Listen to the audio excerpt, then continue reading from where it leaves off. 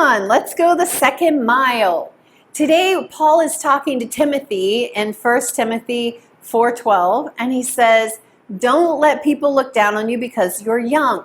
All right, well, some of us aren't as young as we once were, but you know what? This verse still applies to us because he goes on to say, be an example to all believers in 5 areas: in what you say, in what you do, in the way you love, in your faith, and in your purity. Well, that's a lot. So today we're going to just talk about the first one. We're going to talk about what you say. Now, for some of you, you say a lot.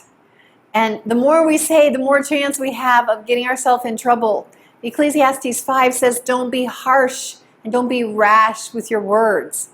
And Proverbs is our go-to book for wisdom, but also our go-to book that tells us how God wants us to be with our words.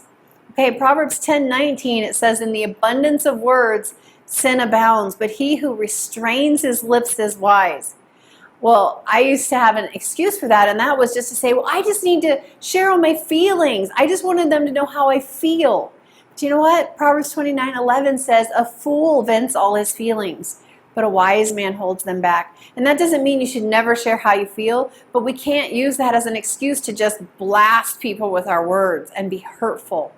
Ephesians 4:29 is such a good verse for what God's heart is for us with our words. And King James says, let no corrupt communication come out of your mouth. Another version says, let no angry, ugly, hateful words come out of your mouth.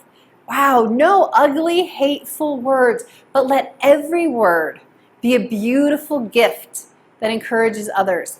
I love that. It's so graphic. Our words can be so ugly and so hurtful, or they can be a beautiful gift.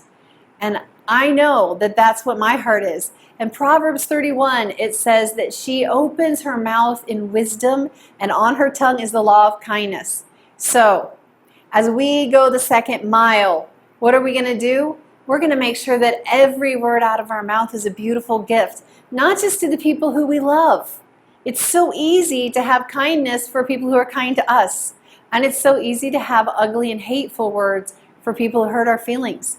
But going the second mile, that's living up to the standard that God gave us, which is beautiful gifts.